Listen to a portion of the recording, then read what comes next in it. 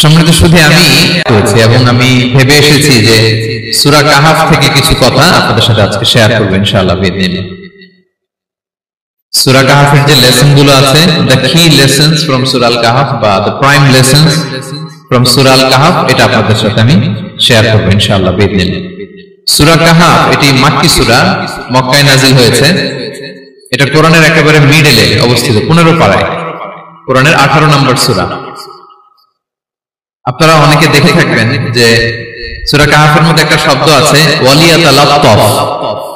যারা কোরআন পড়েছেন দেখে থাকবেন, না দেখলে আজকে বাসায় যে দেখবেন একটা শব্দ আছে ওয়ালিয়াতালাত্তাফ। দেখবেন কোরআনের মধ্যে এই শব্দটা বোল্ড করা, মোটা কালি দিয়ে লেখা, bold. This is the middle of the holy Quran. এটা কোরআনের একেবারে মাঝখানে এই শব্দটা। এর আগে যত আয়াত তারপরে ঠিক তত আয়াত। সুবহানাল্লাহ ওয়া বিহামদিহি। This is the middle of the Holy Quran এবং এটা সূরা কাহাফের মধ্যে আছে ওয়ালিয়াতালাত্তাফ শব্দটা আপনারা দেখবেন। এবং এই সূরাটা নবুয়তের ৫ম বছরে নাযিল হয়েছিল, আবিসিনিয়াতে হিজরতের পূর্বে। তখন সাহাবীদের উপর, নন-মুসলিম সাহাবাদের উপর কঠিন অত্যাচার চলতেছিল, ভয়ঙ্কর ধরনের অত্যাচার। তো এই সূরাটা নাযিল করে আল্লাহ তাআলা আমাদেরকে সান্ত্বনা দিলেন এবং বোঝাতে চাইলেন এই অত্যাচার, এই জুলুমের শিকার শুধু তোমরাই হচ্ছ না, এর আগেও হয়েছে অনেকে। 7 জন যুবক ছিল রোমান সাম্রাজ্যে, তারা তাদের ঈমান বাঁচানোর জন্য এরকম কষ্টের শিকার হয়েছিল এবং তারা যে স্বপ্ন দেখেছিল সেই স্বপ্ন আল্লাহ তাআলা বাস্তবায়ন করেছেন। তো এই ঘটনাগুলো শুনিয়ে বেসিক্যালি মক্কার যে নন-মুসলিম সাহাবারা তাদেরকে আল্লাহ তাআলা সান্ত্বনা দিচ্ছিলেন যে ফ্রাস্ট্রেটেড হওয়ার কিছু নেই। ওয়ালা তাহিনু ওয়ালা তাহজানু ওয়া আনতুমুল আ'লাউনা ইন কুনতুম মুমিনিন। হতাশ হবে না, চিন্তিত হবে না, বিজয় তোমাদেরই হবে যদি তোমরা মুমিন হও, যদি তোমরা বিশ্বাসী হও, আমাদের ঈমানের দাবিতে যদি তোমরা সত্যবাদী হও। এই সূরাটা নাযিলের একটা প্রেক্ষাপট আছে।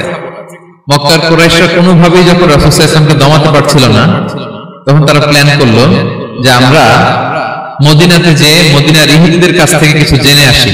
কারণ মক্কাবাসীদের নবী, রাসূল, ওহী, আখিরাত এগুলোর ব্যাপারে কোনো ধারণা ছিল না।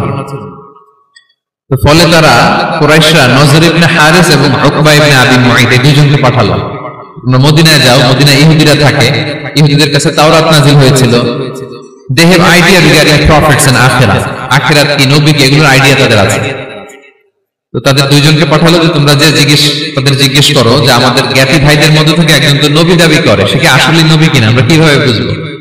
তো যে চিন্তা সেই কাজ, তারা গেল মদিনাতে, মক্কা থেকে মদিনায়, যে খুলে বললো যে আমাদেরই এক ছেলে, আমাদেরই এক লোক বয়স 40 হওয়ার পর থেকে বলে আমি নবী, আমার কাছে ওহী আসে, আল্লাহ আমার কাছে বাণী পাঠায়, আর তিনি আমাকে বাণী বাহক করে পাঠিয়েছেন তোমাদের কাছে। এটা আসলে সত্য কিনা আমরা একটু কনফিউশনে আছি।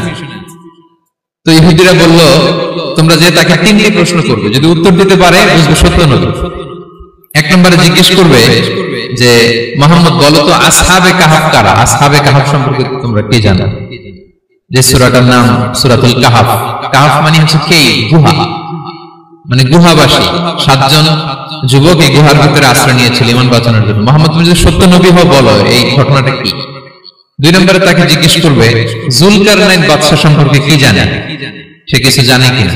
3 নম্বর তাকে জিজ্ঞেস করবে মা হুয়া রূহ, রূহ কি, যে রূহটা দেহে ঢুকলে মানুষ নড়ে চড়ে, প্রাণবন্ত একটা অ্যানিমেশন থাকে, এটা বের হয়ে গেলে সে ডেড বডি, লাশ হয়ে পড়ে থাকে। What is the origin of রূহ, স্পিরিট। এই 3টা প্রশ্নের উত্তর যদি জানে তাহলে আসলেই সে সত্য নবী। তারা এসে জিজ্ঞেস করলো মুহাম্মদ বলো আসহাবে কাহাফ কারা, বলো যুলকারনাইন কে, বলো রূহ কি। এই 3টা প্রশ্নের উত্তর যদি করতে পারো তাহলে বুঝবে তুমি সত্য নবী। রাসূল সাল্লাল্লাহু আলাইহি ওয়াসাল্লাম বললেন ঠিক আছে যাও, আগামীকাল উত্তর বলে দেব। তিনি ইনশাআল্লাহ বলতে ভুলে গেলেন। রাসূল সাল্লাল্লাহু আলাইহি ওয়াসাল্লামের ধারণা ছিল প্রতিদিনই তো জিবরাইল কোরআনের আয়াত নিয়ে আসে, তো তারই ধারাবাহিকতায় আগামীকাল আসবে, আমি জিজ্ঞেস করে নিব এই 3টা প্রশ্নের উত্তর। তারপরের দিন সবাই এসে হাজির, কিন্তু জিবরাইল আলাইহিস সালাম আসেনি। রাসূল সাল্লাল্লাহু আলাইহি ওয়াসাল্লাম একটু বিব্রত পরিস্থিতিতে বললেন। তারা বলল তুমি তো আজকে অ্যাপয়েন্টমেন্ট দিয়েছো, ডেট দিয়েছো, বলো উত্তর বলো। রাসূল সাল্লাল্লাহু আলাইহি ওয়াসাল্লাম বলল আজকে না, আগামীকাল বলে দিবেন। রাসূল সাল্লাল্লাহু আলাইহি ওয়াসাল্লাম ইনশাআল্লাহ কথাটা মনে করতে পারতেছেন না।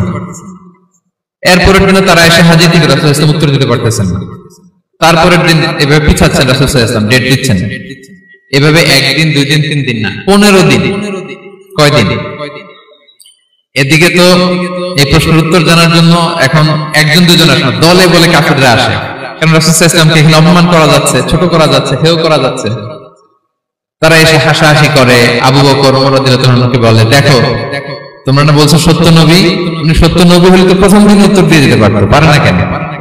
এটা থেকে বোঝা যাচ্ছে তিনি আসলে মিথ্যাবাদী। 15 দিন রাসূল সাল্লাল্লাহু আলাইহি ওয়াসাল্লামের জন্য এত বিব্রতকর পরিস্থিতি আর ছিল না। 15 দিন পর আল্লাহ তাআলা আয়াত নাযিল করলেন, ওয়ালা তাকুলান্না বিশাইইন ইন্নী ফাইলুন যালিকা গাদা ইল্লা আইয়াশা আল্লাহ। অর্থাৎ হে নবী, ভবিষ্যতের কোনো কাজে যখন ওয়াদা দিবেন, কমিটমেন্ট করবেন, আপনি আইয়াশা আল্লাহ মানে ইনশাআল্লাহ বলা ছাড়া কখনো দিবেন না। রাসূল সাল্লাল্লাহু আলাইহি ওয়াসাল্লামকে শিক্ষা দেওয়ার মধ্যে দিয়ে বেসিক্যালি আল্লাহ তাআলা গোটা মুসলিম উম্মাহকে শিক্ষা দিলেন, আমাদেরকে শিক্ষা দিলেন, যাতে আমরা ভবিষ্যতের কাজে আগে ইনশাআল্লাহ বলি।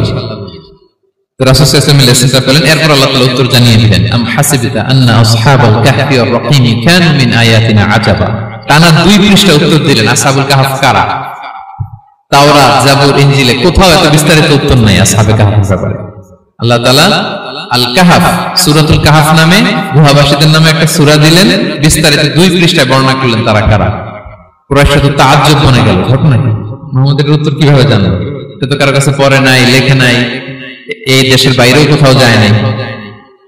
দ্বিতীয় প্রশ্ন ছিল যুলকারনাইনকে আল্লাহ আয়াত নাযিল করলেন, ওয়াসআলুনাকা আন যিল কারনাইন কুল সাআতলু আলাইকুম মিনহু যিকরা। টানা আল্লাহ তাআলা প্রায় 1.5 পৃষ্ঠা, 1 পৃষ্ঠারও বেশি যুলকারনাইনের ঘটনা শোনালেন। আর রূহের কথা শোনালেন সূরা আল ইসরাতে, ওয়াসআলুনাকা আনির রূহ কুলির রূহু মিন আমরি রাব্বি ওয়া মা উতিতুম মিনাল ইলমি ইল্লা কালিলা। রূহ এটা আল্লাহর স্পেশাল একটা অর্ডার, আল্লাহর আদেশে এটা ঢুকে আল্লাহর আদেশে বের হয়। এটা কেউ ছুঁতে পারে না, ধরতে পারে না, দেখতে পারে না, এটা আল্লাহর পক্ষ থেকে একটা মিরাকেল। 3টা প্রশ্নের উত্তর যখন আল্লাহ তাআলা দিয়ে দিলেন, রাসূল সাল্লাল্লাহু আলাইহি ওয়াসাল্লাম তাদেরকে সাবলীল ভাষায় শুনিয়ে দিলেন। তারা অবাক হয়ে গেল। এইটা হচ্ছে সূরাতুল কাহফ নাযিল হওয়ার প্রেক্ষাপট। এরকম একটা সিচুয়েশনে নবুয়তের 5ম বছরে আল্লাহ তাআলা এই সূরাটা নাযিল করেছেন। এই সূরার কিছু ফজিলত আছে। রাসূল সাল্লাল্লাহু আলাইহি ওয়াসাল্লাম জুমার দিনে এই সূরাটা আমাদেরকে তেলাওয়াত করতে বলেছেন। আপনারা তেলাওয়াত করেন তো? সূরা কাহফ যদি জেনে না থাকেন আজকে থেকে করবেন। রাসূল সাল্লাল্লাহু আলাইহি ওয়াসাল্লাম বলেছেন যে জুমার দিনে যে এই সূরা কাহফ তেলাওয়াত করবে, মান ক্বারা সূরাতাল কাহফি ফি ইয়াউমিল জুমআতি আদাআ লাহু মিনান নূরি মা বাইনাল জুমআতাইন। 2 জুমার মাঝখানে আল্লাহ তাআলা এই জুমার সময়টাকে তার জন্য আলোকিত করে দেয়। কি করে দেয়? আলোকিত করে দেয়। একটা নূর তার জন্য সেট করে, এই নূর তাকে হেদায়েতের পথে অবশিষ্ট রাখে। এটা হচ্ছে একটা। তাহলে জুমার দিন আমরা সূরা কাহফ তেলাওয়াত করব, মনে করি এটা সুন্নাহ। জুমার দিনের সুন্নাহগুলোর মধ্যে থেকে একটা সুন্নাহ হচ্ছে সূরা কাহফ তেলাওয়াত করা। আবার আরেকটা হাদিসে রাসূল সাল্লাল্লাহু আলাইহি ওয়াসাল্লাম বলেছেন, মান হাফিযা 10 আয়াতিন মিন আউয়ালি সূরাতিল কাহফি উসিমা মিন ফিতনাতিদ দাজ্জাল। যে ব্যক্তি সূরা কাহফের প্রথম 10 আয়াত মুখস্থ করবে, সে দাজ্জালের ফিতনা থেকে মুক্তি পাবে। দাজ্জালের নাম তো আপনারা শুনেছেন, ভয়ঙ্কর ডেঞ্জারাস একটা ক্যারেক্টার। পৃথিবীর শুরু থেকে শেষ পর্যন্ত এর চেয়ে বড় ফিতনা আসেনি, আসবেও না। দাজ্জালের ফিতনা, সে তার এক চোখ থাকবে, আরেক চোখ এরকম বন্ধ থাকবে, এখানে লেখা থাকবে কাফারা। কোনোভাবেই তাকে দমানো যাবে না, হত্যা করা যাবে না। আল্লাহ নবী ঈসা আলাইহিস সালাম তাকে হত্যা করবেন। তো যে ব্যক্তি সূরা কাহফ তেলাওয়াত করবে, সূরা কাহফের প্রথম 10 আয়াত বিশেষ করে মুখস্থ রাখবে, আল্লাহ তাআলা উসিমা মিন ফিতনাতিদ দাজ্জাল, দাজ্জালের ফিতনা থেকে তাকে বাঁচাবেন। তা আমরা দাজ্জালের ফিতনা থেকে বাঁচতে চাই কি চাই না? আমরা যেন সূরা কাহফের প্রথম 10 আয়াত মুখস্থ করি, সূরা কাহফ যেন জুমার দিন আমরা তেলাওয়াত করি। So now the question arises, what is the relationship of Suratul Kahf with Dajjal? দাজ্জালের সাথে সূরা কাহফের রিলেশনটার কারণ কি? একটা মেকানিজম তো এখানে আছে। এত সূরা থাকে, রাসূল সাল্লাল্লাহু আলাইহি ওয়াসাল্লাম কেন বললেন যে সূরা কাহফ পড়লে দাজ্জালের ফিতনা থেকে বাঁচবে? কারণটা কি? এর কারণ হচ্ছে দাজ্জাল আমাদেরকে যে সমস্ত জিনিস দিয়ে ফিতনায় ফেলবে, ওই ফিতনাগুলোর সলিউশন আল্লাহ তাআলা সূরা কাহফের ভিতরে রেখে দিয়েছেন। দাজ্জাল 4টা জিনিস দিয়ে আমাদেরকে ফিতনায় ফেলবে। That's trial of faith, 1 number.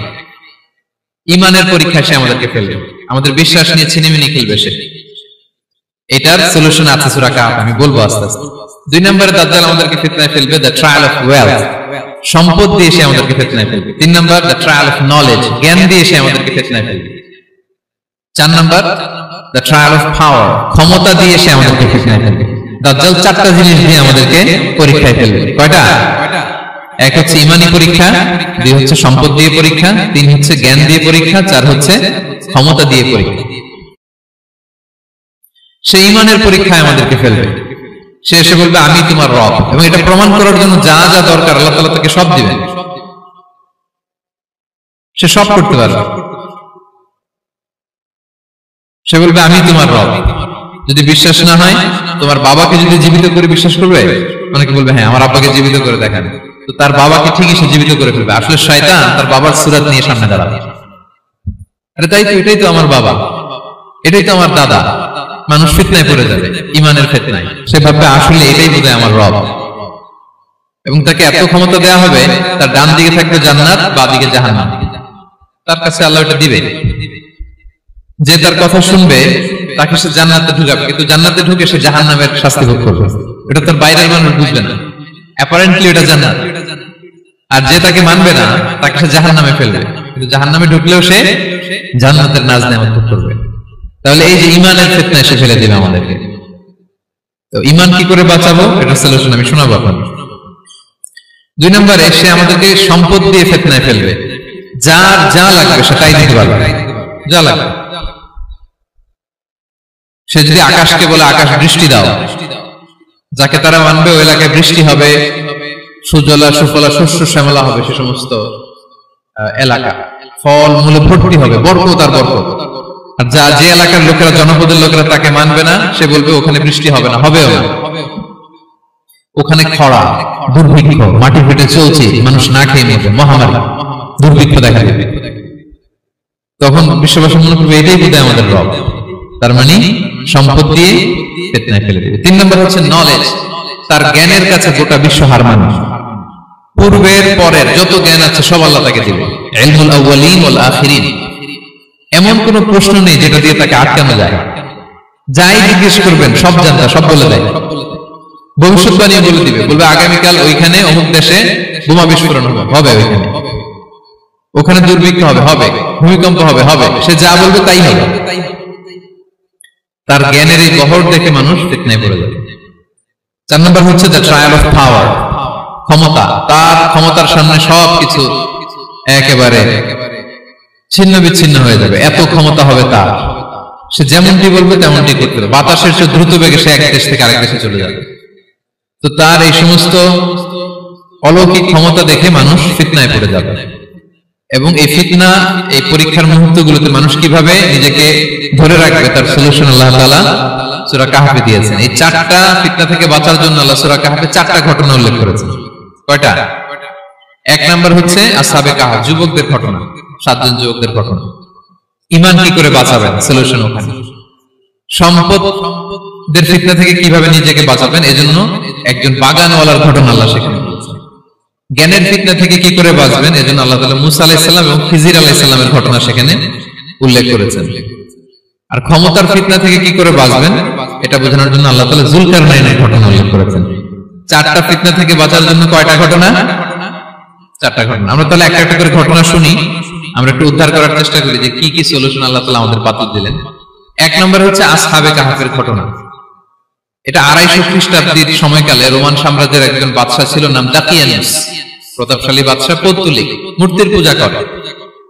ঈসা আলাইহিস সালাম বিদায় নিয়েছেন, 250 বছর হলো। তো সব নবীর ধর্মই কিন্তু ইসলাম, যদিও আমরা নাসারা বলি, ইহুদি বলি, সব নবীদের ধর্মই কি ইসলাম। তো তিনি ছিলেন পৌত্তলিক, মূর্তির পূজা করত। আর তার এলাকায় কেউ যদি ঈসা আলাইহিস সালামের নাম নিত, আখিরাতে বিশ্বাস করত, আল্লাহ বিশ্বাস করত, তাদেরকে তারা পাথর মেরে হত্যা করত। এজন্য ভয়ে কেউ ঈসাই ধর্মে ঈমান আনতো না, মানে ইসলামে ঈমান আনতো না। এই রাজার ভয়ে সবাই মূর্তির পূজা করত। কিন্তু 7 জন যুবক ছিল, তারা স্রোতে গা ভাসিয়ে দেয়নি, স্রোতের বিপরীতে তারা ঈমান নিয়ে দাঁড়িয়েছে। তারা ঈসা আলাইহিস সালামের রেখে যাওয়া সত্য ধর্মের উপর ঈমান এনেছিল, আখিরাতে তারা বিশ্বাস করত। তো এই 7 জন যুবকের কথা ছড়াতে ছড়াতে রাজা দাকিয়ানুসের কাছে চলে যায়। উনি তো রেগে মেগে আগুন, ডেকে পাঠালো 7 জনকে। তাদেরকে জিজ্ঞেস করলো তোমরা কাকে মানো? বলতেছে এক আল্লাহকে মানি। সাহসী, খুবই সাহসী। বলতেছে তুমি কি জানো তোমরা কার সামনে কথা বলতেছো? আমি তো তোমাদেরকে মৃত্যুদণ্ড দিতে পারি। তারা বলে দেন, কিন্তু আমরা সব বিসর্জন দিলেও ঈমান বিসর্জন দিতে পারবো না। সুবহানাল্লাহ। উনি বললেন তোমরা যুবক মানুষ, রক্ত গরম, আবেগে কথা বলতেছো, 3 দিন সময় দিলাম, যাও ঈসার নাম ভুলে যাও, আখিরাত ভুলে যাও, আল্লাহর নাম ভুলে যাও, 3 দিন পরে তোমাদেরকে আবার ইন্টারভিউ নেব। ওই দিন যদি একই কথা বলো, পাথর মেরে 7 জনকে দুনিয়া থেকে উড়িয়ে দেবে। তারা চলে গেল। এবার 7 বন্ধু মিলে পরামর্শ করতে লাগলো, কি করতে পারি আমরা, এই গুণের সমাজকে আমরা কিভাবে বাঁচাবো, এই পৌত্তলিকতার ছোবল থেকে এই ইফসিস নগরীকে বাঁচাবো কি করে। নগরীটার নাম ছিল ইফসিস নগরী। বর্তমানে এটা তুরস্কের ইজমির শহরে অবস্থিত। এখনো জায়গাটা প্রত্নতাত্ত্বিকদের ইয়েতে এটা সংরক্ষিত, এখনো টুরিস্টরা যায়।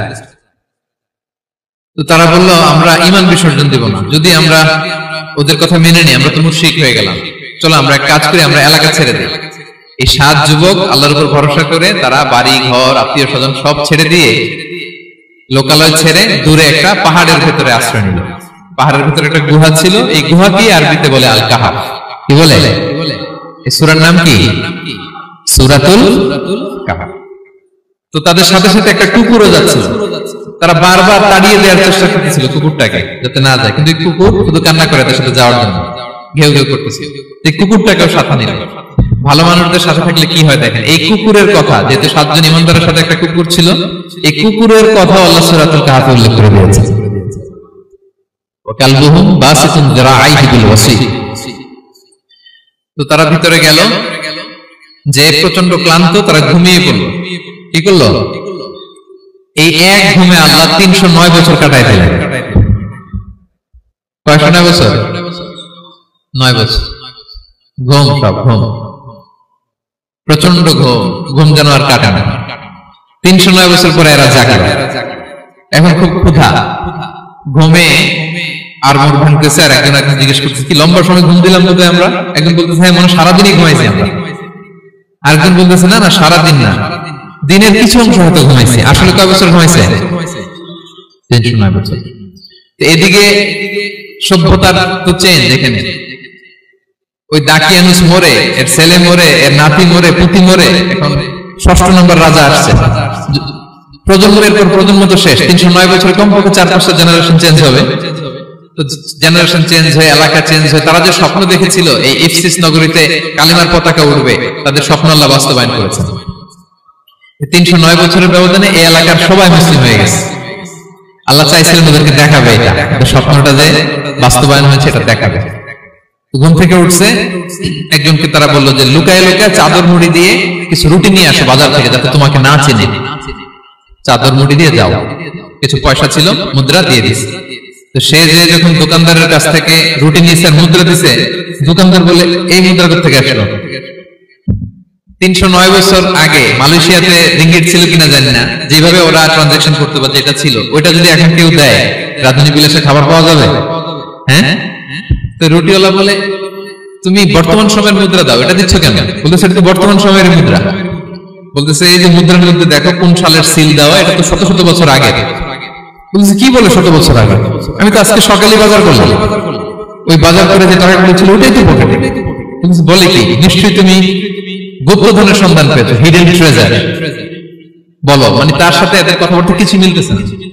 পরে তাকে ধরে ওই সময়কার রাজার কাছে নিয়ে গেছে। ওই রাজা আবার মুসলিম, সবাই মুসলিম তখন। সে যা বলে এরাও তো বিশ্বাস করে না, এরাও যা বলে এও বিশ্বাস করে না। আর এলাকা, এর বাড়ি ঘর আসবে কোত্থেকে? এর নাতি পুতি যা আছে 5-6 পুরুষ তো মরে সবাই কবরে। তখন তার কথা শুনে সবাই অবাক। তো এটা মিলানোর জন্য তারা 309 বছর আগের দাকিয়ানুস বাদশার সরকারি যে নথিপত্র, পুরাতন ছিঁড়া নথিপত্র তারা বের করলো। বের করে দেখে ঠিকই দাকিয়ানুস নামে এক বাদশা ছিল, আর অনেক শত শত বছর আগে মোস্ট ওয়ান্টেড 7 জন যুবক ছিল, যাদের ব্যাপারে এক্সিকিউশনের অর্ডার ছিল। এখন দেখে তারা অবাক। লম্বা ঘটনা আমি শর্ট করে বলতেছি। পরে সবাই মিলে তাকে সহ গুহায় গেল। গুহায় যাওয়ার পরে সে বাকিদেরকে ডাকতে গুহার ভিতরে ঢুকলো। আল্লাহ তাআলা 7 জনকে ওইখানে মৃত্যু দিয়ে দিলেন। চিরকালের জন্য এই 7 জন ঘুমায় পড়ল। আর এলাকাবাসী, রাজা সহ এখানে তারা একটা মসজিদ নির্মাণ করলো। This is the story of আসহাবে কাহাফ। এলাকাবাসী যদিও মুসলিম হয়েছিল, কিন্তু আখিরাতের ব্যাপারে তাদের একটা সন্দেহ ছিল যে আসলে মানুষ মরার পরে কি আবার জীবিত হবে? মৃত্যুবরণ করার পরে আবার মানুষ জীবিত হবে? তাদের মনের মধ্যে একটা সন্দেহ ছিল যে আসলে মারা গেলে মানুষ আবার উঠতে পারে। তাদের এই সন্দেহ দূর করার জন্য আল্লাহ তাআলা এই 7 জনকে 309 বছর ঘুম পাড়িয়ে আবার জীবিত করলেন। সুবহানাল্লাহ। তাহলে ঈমান কিভাবে বাঁচাতে হয় এটার প্রেরণা আমরা এই 7 যুবকের কাছ থেকে পাই। এখানে যেটা আমরা শিখি প্রিয় ভাইরা, 1 নম্বর লেসন হচ্ছে আমাদের গুড কোম্পানি লাগবে, রাইটাস পিপল, মানে আমাদের সার্কেলটা ভালো হইতে হবে।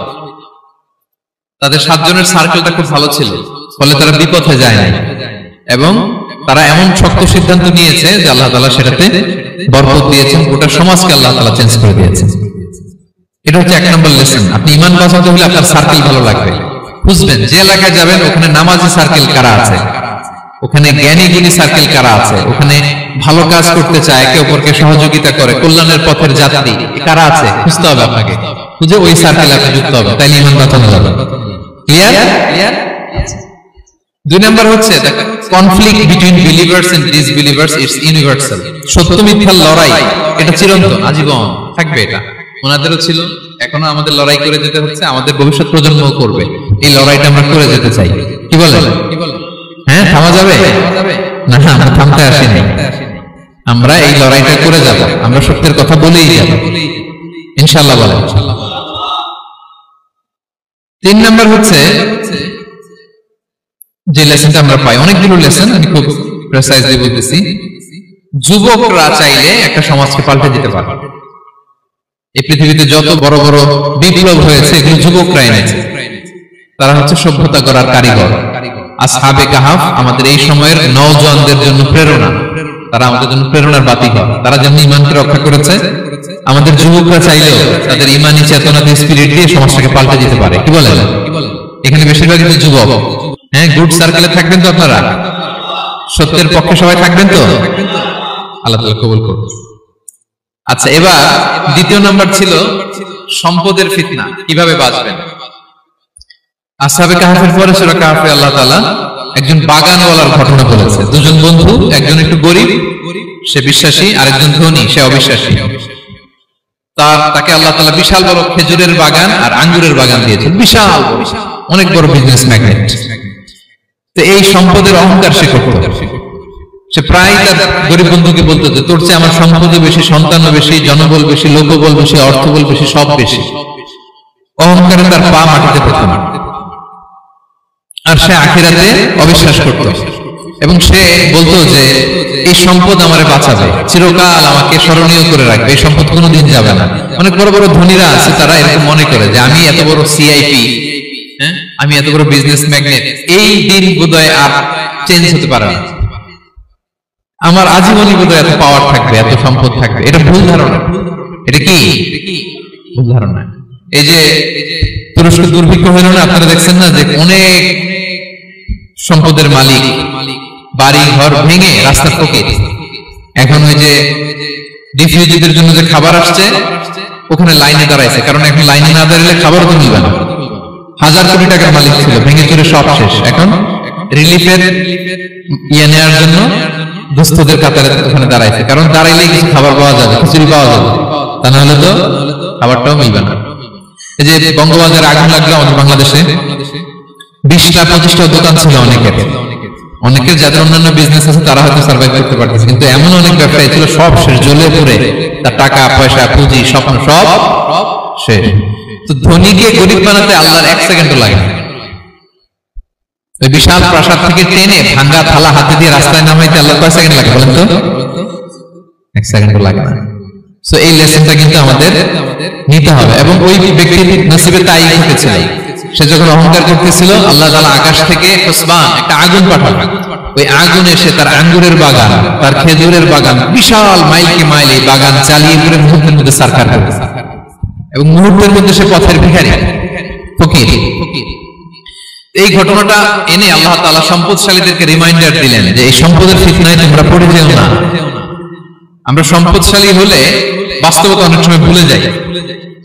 সূরাতুল হুমাযাতে আল্লাহ তাআলা বলেন ইয়াহসাবু আন্না মালাহু আখলাদা, সম্পদশালীরা মনে করে এই সম্পদ আমাকে চিরকাল বাঁচিয়ে রাখবে, চিরকাল বোধহয় এই সম্পদ আমার হাতে থাকবে না। এটা হাতের ময়লা, আজ আছে কাল নাই, যে কোনো সময় চলে যেতে পারে।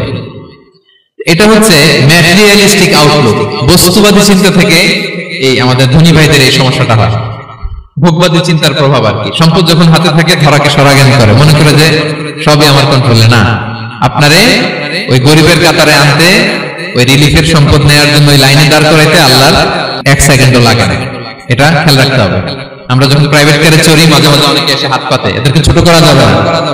গল্পটা আল্লাহ ভিন্ন করতে আল্লাহর 1 সেকেন্ডও লাগে না। ওইদিকে আমি দাঁড়ায় হাত পাততাম আর উনি প্রাইভেট কারে বসে থাকতো। আল্লাহ চাইলে এরকম করতে পারতেন না? পারতেন। সেখান থেকে আমাদের জন্য শিক্ষা হচ্ছে সম্পদ এটা ক্ষণস্থায়ী, আজ আছে কাল নাই। এটা ক্ষণস্থায়ী, এটাকে এভারলাস্টিং মনে করা যাবে না। এভারলাস্টিং হচ্ছে আখিরাত। ওয়ালাল আখিরাতু খায়রুল লাকা মিনাল উলা, আখিরাত তোমার জন্য দুনিয়ার চেয়ে শ্রেষ্ঠ। এবং আল্লাহ তাআলা দৃষ্টান্ত একটা দিয়েছেন যে দুনিয়ার জীবনটা হচ্ছে কামা, ওই পানির মতো যেটা আনজালনাহু মিনাস সামা, আকাশ থেকে নাজিল করেছি। ওই পানি ক্ষেতের মধ্যে পড়ে ফসল, ফুল ফসল হয়েছে। এরপরে যখন ফসল কাটা হয় ওই ক্ষেত খামার এগুলো তৃণলতা হয়ে যায়, ভুসির মতো হয়ে যায়। তখন বাতাসের ঝাপটায় একবার এদিকে যায় একবার ওদিকে যায়। অনেক লম্বা উপমা, আমি সংক্ষেপে বললাম। তো শেষ আউটপুটটা হচ্ছে এটা, সম্পদ এটা মুহূর্তে চলে যেতে পারে। সম্পদ উপার্জন জায়েজ আছে, মুসলিমরা সম্পদ উপার্জন করতে পারবে, কোনো অসুবিধা নাই। আপনি যদি ধনী হন এটা ভালো, ফলে আপনি যাকাত দিতে পারবেন, অসহায় দুস্থদের সহায়তা করতে পারবেন, কন্ট্রিবিউট করতে পারবেন। আপনি সম্পদ হাতের মুঠোয় নেবেন, কন্ট্রোল করবেন, কিন্তু এই দিকে স্থান দিবেন না। দ্যাটস ইট, তাহলেই হবে। আমরা সম্পদ কি করতে পারবো? উপার্জন করতে পারবো, কিন্তু হৃদয়ে স্থান দিতে পারবো না। হৃদয়ে স্থান থাকবে আখিরাতে। এই মাইন্ডসেট যদি আপনি গড়ে তোলেন তাহলে সম্পদের ফিতনা আপনি কখনো করবেন না। এই পয়েন্টটা কি ক্লিয়ার? সবার ক্লিয়ার? 3 নাম্বার ফিতনা ছিল কিসের ফিতনা দেখি কে বলতে পারে? প্রথমটা হচ্ছে বিশ্বাস বা ঈমানের ফিতনা, 2 নাম্বার হচ্ছে সম্পদের ফিতনা, 3 নাম্বার জ্ঞানের ফিতনা। জ্ঞানেরও কিন্তু ইলমেরও একটা গরম আছে। যার ইলম আছে তার মধ্যে এই সমস্যাটা কাজ করে। সেটার জন্য আল্লাহ তাআলা মুসা আলাইহিস সালাম, খিজির আলাইহিস সালামের ঘটনা বলেন। আমি খুব সংক্ষেপে বলবো, সময় কম। মুসা আলাইহিস সালাম হচ্ছে বনি ইসরাইলের নবী, আর খিজির আলাইহিস সালাম কেউ বলেছেন নবী, কেউ বলেছেন আল্লাহর ওলি। আসলে আরবিতে ওনার নাম খদির, আমরা বাংলায় বলি খিজির। খদির মানে সবুজ। উনি যে কোনো জায়গায় বসলে ওখানে মরা গাছ, লতা পাতা এগুলো সবুজ হয়ে যেত। অনুর্বর এলাকার উপর দিয়ে হেঁটে গেলে ওটা উর্বর হয়ে যেত। তো মুসা আলাইহিস সালাম একবার ওয়াজ করতেছেন এইভাবে বনি ইসরাইলের সামনে, খুতবা দিচ্ছেন। হঠাৎ এক লোক দাঁড়ায় বলে, ইয়া নবী আল্লাহ, মান আ'লামু ফিল আরদ, বর্তমান পৃথিবীতে সবচেয়ে জ্ঞানী কে? মুসা আলাইহিস সালাম বলেন, ফাকালা আনা, আমি। কি বললেন? আপনি ভুল কিছু বলেন নাই, কারণ প্রত্যেক জামানার নবীকেই আল্লাহ তাআলা সবচেয়ে বেশি জ্ঞান দিয়ে পাঠান, কারণ তার কাছে ওহীর জ্ঞান আসে, অদৃশ্যের খবর আসে, ইলমুল গায়ব আসে। কিন্তু এই উত্তরটা আল্লাহ তাআলার পছন্দ হয়নি। আল্লাহ তাআলা চাচ্ছিলেন মুসা যদি বলতো আল্লাহ তাআলাই জানে কি জ্ঞানী বা আল্লাহই সবচেয়ে জ্ঞানী, এরকম হলে ভালো হতো। কিন্তু মুসা আলাইহিস সালাম কি বলছে? আমি। এখন প্রশ্ন করলো সবচেয়ে বড় জ্ঞানী কে? উনি কি বললেন? আমি। এই যে আমি এটাতে ঝামেলা আছে। আমি বড়, আমি জানি, আমি সব। This is problematic. আল্লাহ এটা পছন্দ করলেন না। আল্লাহ তাআলা মুসা আলাইহিস সালামকে বললেন, মুসা তুমি যে বলছো তুমি জ্ঞানী, না তুমি জ্ঞানী না, তোমার চেয়ে বড় জ্ঞানী আছে। মুসা আলাইহিস সালাম বলে, তাই নাকি? আমার চেয়ে বড় জ্ঞানী কে? তো আল্লাহ তাআলা বললেন, ইযহাব ইলা মাজমা'il বাহরাইন, 2 সাগর বা 2 নদীর মিলনস্থলে যাও, ওখানে আমার এক বান্দা আছে তোমার চেয়েও জ্ঞানী। মুসা আলাইহিস সালাম বললেন, তাই নাকি? তো আল্লাহ, আমি কিভাবে চিনি উনি কোথায় থাকে, কিভাবে বুঝবো? আল্লাহ বললেন, একটা বড় মাছ নাও, এটাকে ফ্রাই করো, এটাকে ফ্রাই করে একটা ঝুড়ির ভেতরে নাও, যেখানে এই মাছটা সাগরে ঢুকে যাবে ওখানে আমার বান্দাকে পাবে। তো উনি ওনার সহযোগী ইউশা ইবনে নুনকে নিয়ে হাঁটতে লাগলেন।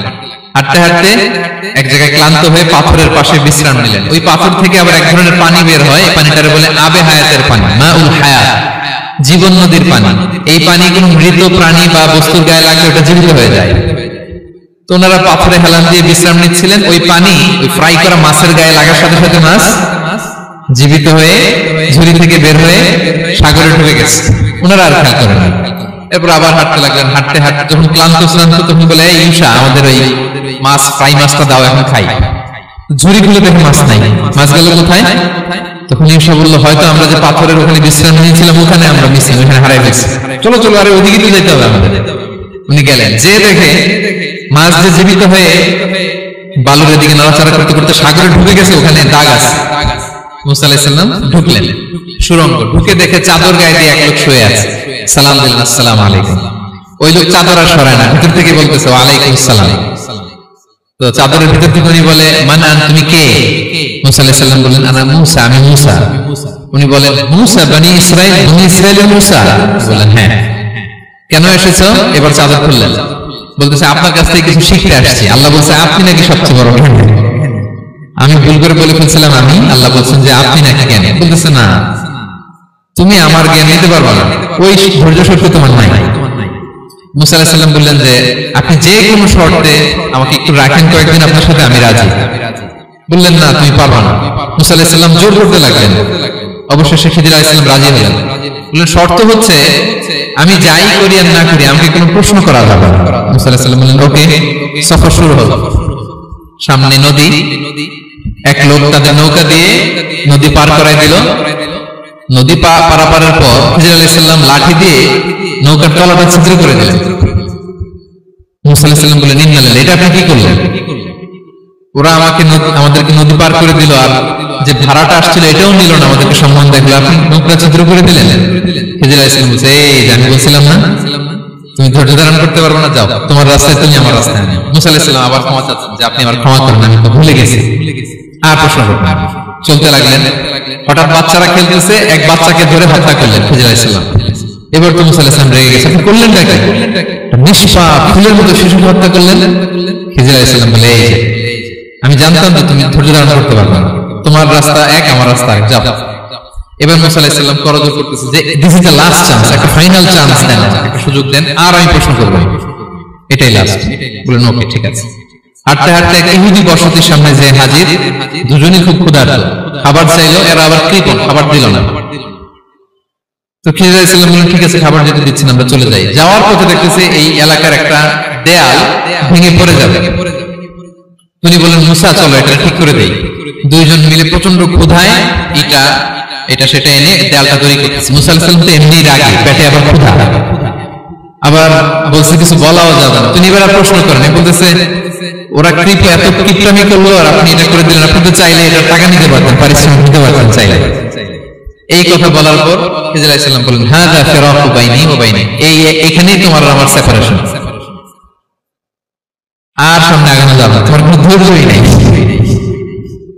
তো এতটুকু তোমাকে আমি বলি যে আমি একটাও আল্লাহর আদেশ ছাড়া করি নাই, আল্লাহর আদেশে আমি করেছি। কি এক নম্বর হচ্ছে ওই যে আমাদের ভাড়া নিতে চাইলো না, আমাদেরকে পার করে দিল, নৌকাটা ছিদ্র করেছি কারণ এই এলাকায় একজন জালিম বাদশা আছে, সে নৌকা পেলেই গরিব মাঝিদের নৌকা শেষ করে নিয়ে যায়।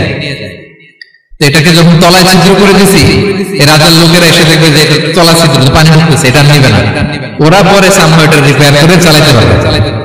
মুসা আলাইহিস সালাম বলে সুবহানাল্লাহ, তাই তো, এটা তো আমি বুঝতে পারি নাই। আর ওই ছোট শিশুটাকে হত্যা করছি, ও অনেক বড় জালিম হবে এলাকা, তার ফিতনায় এলাকাবাসী তটস্থ থাকবে, সে তার মা বাবাকেও জাহান্নামে নেবে। এজন্য আল্লাহ তাআলা আদেশ দিয়েছেন আমাকে, আল্লাহর আদেশে আমি তাকে হত্যা করেছি। মুসা আলাইহিস সালাম বললেন তাই তো, এটা তো অনেক ভালো কাজ করছেন। তাইলে বলতেছে তাহলে ওইটা বলেন, খাবারও দিল না, এত কৃপণ, এদের দেয়াল কেন ঠিক করতে গেলেন? তখন তিনি বললেন যে আসলে এটা একটা ইয়াতীমদের ঘর ছিল, দুইটা ইয়াতীম শিশু, তাদের বাবা মা খুব ভালো ছিল, আর এই দেয়ালের নিচে আছে গুপ্তধন, এই দেয়ালটা পড়ে যাবে, এই গুপ্তধন তারা ছোট মানুষ নিতে পারবে না, এলাকাবাসী তাদেরকে বঞ্চিত করে নিয়ে যাবে। আমি দেয়াল গড়ে দিলাম যাতে করে তারা যখন প্রাপ্তবয়স্ক হয় নিজেদের সম্পদ নিজেরা বুঝে নিতে পারে। সুবহানাল্লাহ ওয়া বিহামদিহি। মুসা আলাইহিস সালাম বলে তাই তো, এগুলো তো আমি বুঝতে পারি নাই। তো এই ছিল খুব সংক্ষিপ্ত পরিসরে মুসা আলাইহিস সালাম খিজির আলাইহিস সালামের ঘটনা। তো রাসূল সাল্লাল্লাহু আলাইহি ওয়াসাল্লাম বুখারীতে একটা চমৎকার কথা বলেছেন, তিনি বলেছিলেন ওয়াদিদনা আন্না মুসা সাবার হাত্তা ইউকাসা আলাইনা মিন আমরিহি। রাসূল সাল্লাল্লাহু আলাইহি ওয়াসাল্লাম বলেছিলেন ইস আমার ভাই মুসা যদি আরেকটু ধৈর্য ধরতো তাহলে আরো কিছু অজানার তথ্য আমরা জানতে পারতাম। এখান থেকে, এই ঘটনা থেকে আমরা কি শিখলাম? প্রথম যেটা আমরা শিখলাম, জ্ঞান নিয়ে বড়াই করতে নেই, ঠিক কিনা? জানার কোনো শেষ নেই, জাননেওয়ালার উপরও জাননেওয়ালা আছে, জ্ঞানীর উপরও জ্ঞানী আছে। আপনি কিছু জেনেই মনে করবেন না আমি সব জানি, আপনার চাইতে বেশি জ্ঞানী অনেকে আছে। অনেক সময় বক্তার চাইতে শ্রোতারা অনেক জ্ঞানী, হয়তো এখানে এমন অনেক জ্ঞানী লোক আছে যার ধারে কাছেও আমরা কেউ নেই, হতে পারে। সো আমি সব জানি, এটা ভুল, এটা শয়তান বলে। এটা কে বলে? শয়তান বলে। আবু নওয়াস একটা কবিতা লিখেছেন, ওয়াকুল লিমান ইয়াদঈ ফিল ইলমি ফালসাফাতান হাবাসতা শাইআন ওয়া গাবাত আনকা আশিয়াউ। কেউ যদি বলে আমি সব জানি, তুমি তাকে বিজ্ঞানগুলি দেখিয়ে বলো আপনি কিছুই জানেন না, আপনি অল্প কিছু জেনেছেন, জানার এখনো অনেক বাকি। তাহলে মুসা আলাইহিস সালামের এই ঘটনা জিজ্ঞেস করা হলো কে জ্ঞানী, উনি বললেন আমি জ্ঞানী। এরকম কি আমরা কখনো বলবো? না। সবচেয়ে বড় জ্ঞানী কে? ওয়াফাওকা কুল্লি যী ইলমিন আলীম, সবচেয়ে বড় জ্ঞানী আল্লাহ তাআলা। সো জ্ঞান নিয়ে আমরা অহংকার করব না। 2 নম্বর যে শিক্ষাটা আমরা পাই, ওই যে নৌকা দিয়ে পারাপার হচ্ছিল, তখন একটা চড়ুই পাখি এসে সাগরের মধ্যে মুখ দিয়েছিল। তো খিজির আলাইহিস সালাম বললেন, মুসা তুমি কি চড়ুই পাখিটা দেখতে পাচ্ছ? হ্যাঁ দেখতে পাচ্ছি। চড়ুই পাখিটা যে সাগরে মুখ দিয়ে দেখতে পাচ্ছ? হ্যাঁ দেখতে পাচ্ছি। তখন খিজির আলাইহিস সালাম বললেন, চড়ুই পাখিটা সাগরে মুখ দিয়ে পানি খাওয়ার পরে চড়ুই পাখির ঠোঁটে বা চঞ্চুতে যতটুকু পানি লেগে আছে, এই পানিটা হচ্ছে তোমার, আমার এবং মহাবিশ্বের আমাদের সকলের জ্ঞান। আর এই মহাসাগরের সকল পানি হচ্ছে আল্লাহ তাআলার জ্ঞান। আল্লাহ তাআলা বলেছেন, ওমা উতিতু মিনাল ইলমি ইল্লা কালিলা, আমি তোমাদেরকে একেবারে অল্প জ্ঞান দিয়েছি, একেবারে অল্প। এই রহস্যে ঘেরা এই মহাবিশ্বের অনেক কিছু আমাদের অজানা, প্রিয় ভাইরা, আমরা অনেক কিছু জানি না, আমাদের এই লিমিটেড নলেজে এগুলো ধরে না, তারপর আমরা জ্ঞানের বড়াই করি। আপনারা উপমাটা বুঝতে পারছেন? একটা নৌকা থেকে চড়ুই পাখি ঠোঁট দিয়ে পানি খাচ্ছে, পানি খাওয়ার পরে স্বভাবতই চড়ুই পাখির ঠোঁটে একটু পানি তো লাগবে।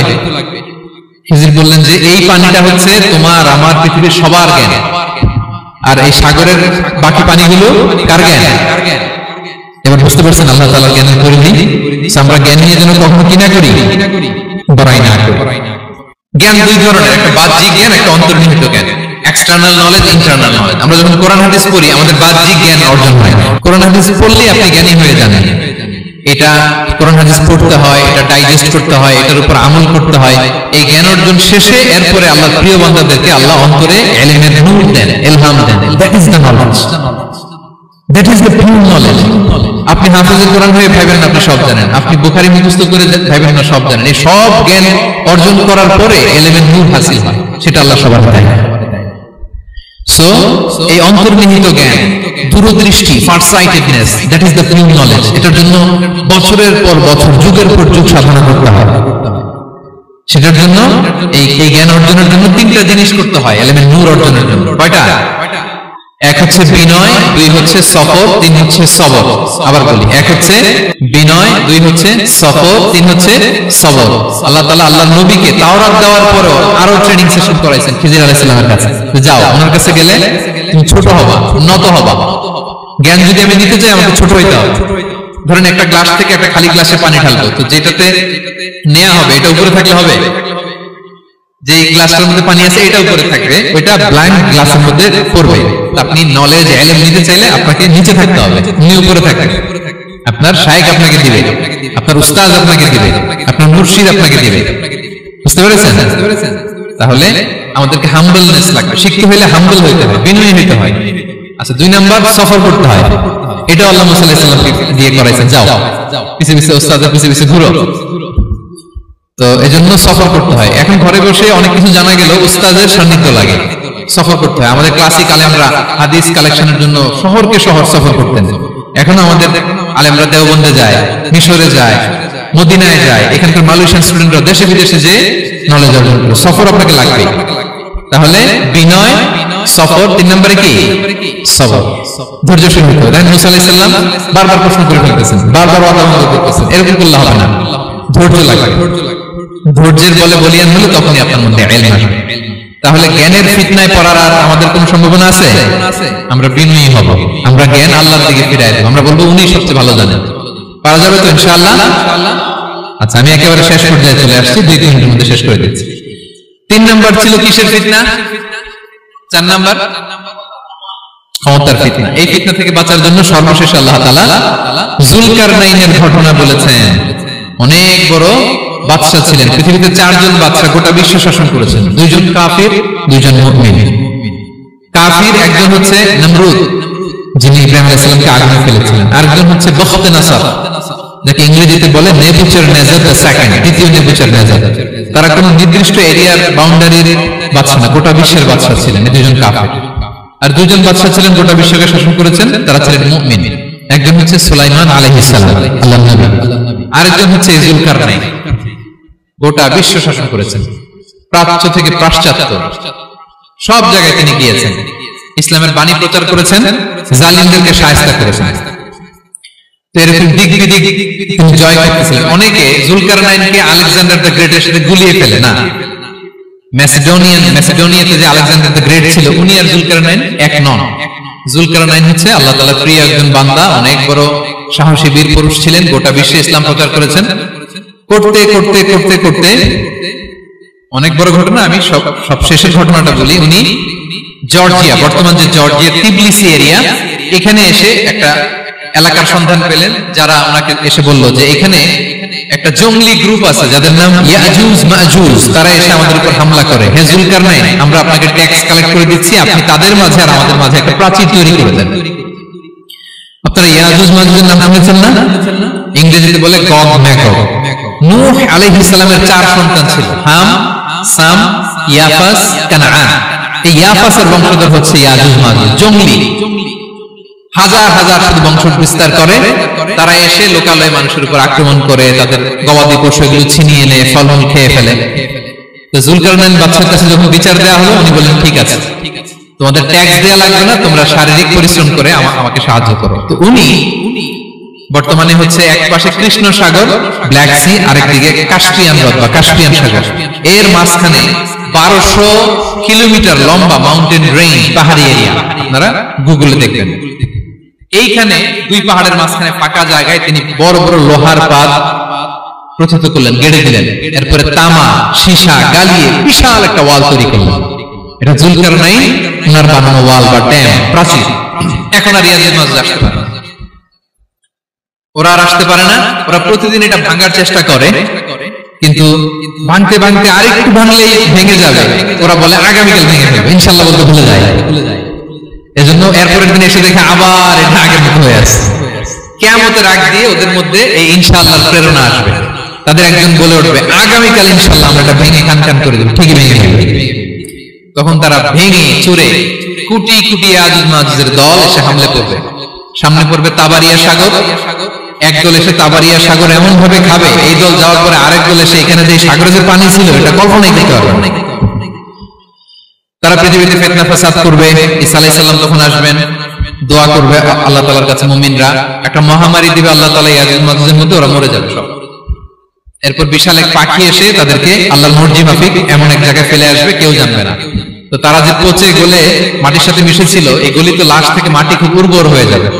এরপর আল্লাহ তাআলা পৃথিবীর মধ্যে বারাকা দিবেন, কিছু রোপণ করলে তাড়াতাড়ি ফুলে ফেপে বড় বড় ফল হচ্ছে। তো এটা কিয়ামতের আলামতের অন্য কোনো আলোচনা হয়তো আমরা বলবো। তো জুলকারনাইন তিনি বিশাল এখানে প্রাচীর তৈরি করে দিয়েছিলেন, এবং প্রাচীর তৈরি করে দিয়ে তাদেরকে বলেছিলেন যে যতদিন আল্লাহ তাআলা চাইবেন এটা থাকবে, এবং যেদিন আল্লাহ তাআলার আদেশ আসবে এটা ভেঙে খান খান হয়ে যাবে।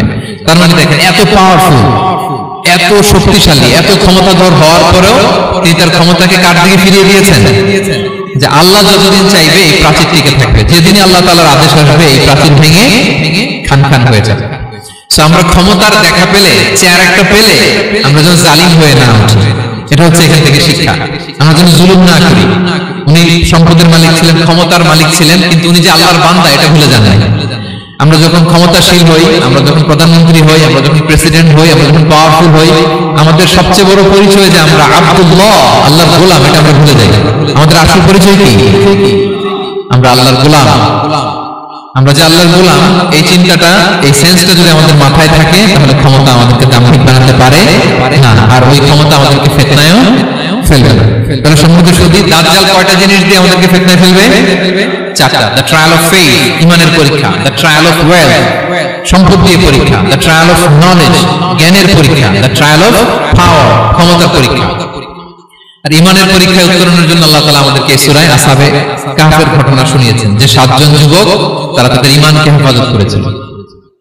সম্পদের ফিতনা থেকে বাঁচানোর জন্য আল্লাহ তাআলা আমাদেরকে এক বাগানওয়ালার কাহিনী জানিয়েছেন, যে সম্পদ পেয়ে তোমরা দাম্ভিক হয়ে যাও, এটা আজ আছে কাল থাকবে না। জ্ঞানের পরীক্ষা থেকে আমাদের মুক্তির জন্য আল্লাহ তাআলা অনেক বড় করে আল্লাহ নবী মুসা আলাইহিস সালাম এবং খিজির আলাইহিস সালামের ঘটনা শুনিয়েছেন, আমাদের বুঝিয়েছেন যে আমাদেরকে বিনয়ী হতে হবে, জ্ঞানের জন্য সফর করতে হবে এবং সবর করতে হবে। সবশেষে আল্লাহ তাআলা ক্ষমতার ফিতনা থেকে বাঁচানোর জন্য ক্ষমতাধর, আমরা তো একটা দেশের মালিক হই এখন, অমুক দেশের প্রেসিডেন্ট, অমুক দেশের প্রধানমন্ত্রী, উনি গোটা বিশ্বের প্রতাপশালী রাজা ছিলেন জুলকারনাইন। তারপরেও উনি যে আব্দুল্লাহ, উনি যে আল্লাহর গোলাম, এটা তিনি ভুলে যাননি। তাহলে এইভাবে যদি আমরা এই ফিতনাগুলো থেকে বাঁচার চেষ্টা করি, তাহলে এই ফিতনা থেকে আমরা বেঁচে থাকতে পারবো, এবং দাজ্জাল যদি এই মুহূর্তেও আসে, সে আমাদেরকে বিভ্রান্ত করতে পারবে না। পারবে? পারবে না ইনশাআল্লাহ। ইনশাআল্লাহ বলেন। আর ভবিষ্যতের সব কাজের আগে আমরা সবসময় কি বলবো? মনে থাকবে সবার? আল্লাহ তাআলা আমাদের সবাইকে কথাগুলো বোঝার ও আমল করার তৌফিক দান করুন। হাযা মা ইনদি ওয়াল ইলমু ইনদাল্লাহ আলাইহি তাওয়াক্কালতু ওয়া ইলাইহি উনীব। ওয়াসসালামু আলাইকুম ওয়া রাহমাতুল্লাহি তাআলা ওয়া বারাকাতুহু। নিয়মিত ইউটিউব ভিডিও দেখতে সাবস্ক্রাইব করুন। নতুন নতুন ভিডিও পেতে ঘন্টা বাটনটি চাপুন।